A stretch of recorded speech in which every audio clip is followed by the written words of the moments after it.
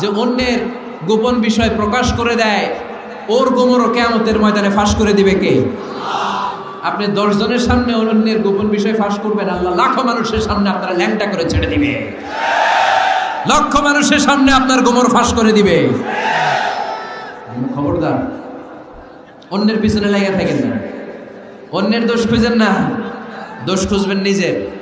In জাআকুম ফাসিকুম বিনাবাইন ফাতাবায়ান।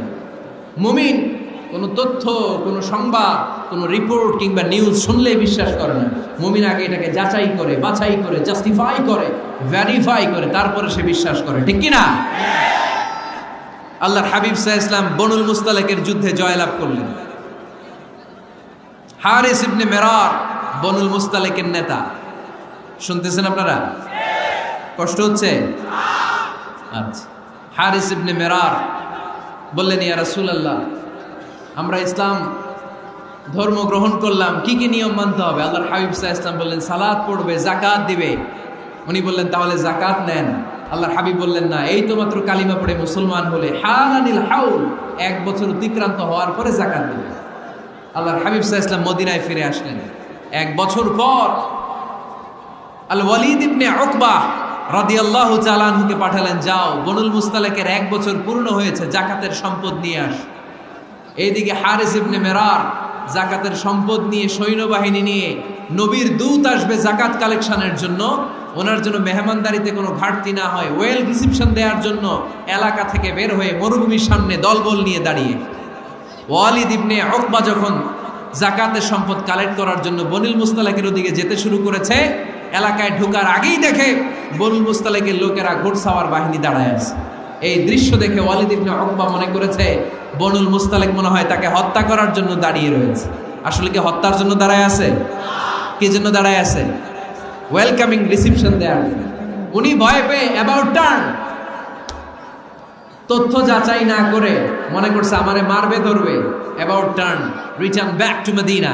মদিনায় চলে গেলেন, যে বলে, ইয়া রাসূলুল্লাহ, বনুল মুস্তালিক যাকাত দেওয়া তো দূরের কথা, এগুলো তো সব কাফের হয়ে গেছে। ইয়া রাসূলুল্লাহ, ওরা তো মনে হয় কাফের হয়ে গিয়েছে, যাকাত প্রদান করা তো দূরের কথা, মারার জন্য সৈন্যবাহিনী নিয়ে অ্যাটাক করেছে। বিশ্বনবী রেগে গেলেন।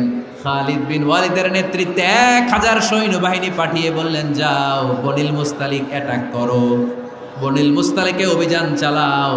আল্লাহ বললেন, নবী অভিযান পরে চালান। ইন জাআকুম ফাসিকুম বিনাবাইন ফাতাবায়ানু। সুবহানাল্লাহ পড়েন। নবী হে, অভিযান পরে চালান। তথ্য যে নিয়ে আসছে ওয়ালিদ, এটা সত্য কিনা আগে যাচাই করেন। সে যে তথ্য আপনাকে সরবরাহ করেছে, এই তথ্য সঠিক নয়, সে ভুয়া তথ্য দিয়েছে, সে ভুল বুঝেছে, এখানে মিসআন্ডারস্ট্যান্ডিং হয়েছে। আপনি 1000 সৈন্যবাহিনী পাঠাবেন না।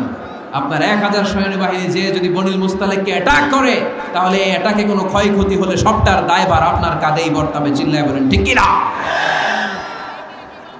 আমার নবীকে শিখানোর মাধ্যমে আল্লাহ তাআলা আমাদেরকে শিখালেন, নিউজ একটা শুনলে বিশ্বাস করা যাবে না, আগে যাচাই বাছাই করার দরকার আছে না নাই? আছে। আপনার বন্ধু এসে বলল, আরে দোস্ত তুমি এইখানে, ভাবিরে তো দেখলাম বাজারে আরেক লোকের সাথে ঘুরতেছে। আপনি রেগে মেগে আগুন, অফিস থেকে বাসায় যায় বউরে কিল, আইজো মায়ের কাইলো মায়ের, এরকম হতে পারে না? আপনার বন্ধু হয়তো আপনার ওয়াইফের মতো আরেকজন মহিলাকে দেখেছে, এটা হতে পারে কি পারে না? আপনার ওয়াইফকে জিজ্ঞেস করেন নাই, ক্রস চেক করেন নাই, না করে আপনি ঝগড়া মারামারি শুরু করে দিয়েছেন। ছোট্ট ঝগড়া থেকে বিচ্ছেদের দিকে, ডিভোর্সের দিকেও যেতে পারে, এরকম আছে না নাই? এরকম অনেক বুড়ি বুড়ি কেস আমাদের কাছে আছে। নিউজ যাচাই না করে, গুজব আর রুমর যাচাই না করে সিদ্ধান্ত নিয়েছে, পরে মাথার মধ্যে চাপড়ায়, নিজের কপালে নিজে চাপড়ায়, এরকম আছে না নাই? তাহলে আল্লাহ তাআলার দেয়া 3 নাম্বার গাইডলাইন হচ্ছে, কোনো তথ্য শুনেই বিশ্বাস করা যাবে না, আগে যাচাই করতে হবে। আগে কি করতে হবে? যাচাই করতে হবে। যাচাই বাছাই ছাড়া আজ থেকে ফেসবুকে আমরা আর কোনো নিউজ শেয়ার দিব? দিবেন? মনে থাকবে? আরে এগুলাই তো জরুরি ওয়াজ। কবরের ওয়াজ তো অনেক শুনছি, জান্নাত জাহান্নামের ভয় আর জান্নাতের নাজ নেয়ামত তো অনেক শুনেছি। সমাজটারে শান্তিপূর্ণ, ভারসাম্যপূর্ণ করার দরকার আছে না নাই? খবর শুনে আমরা বিশ্বাস করি, যাচাই না করে আমরা বলে বেড়াই না।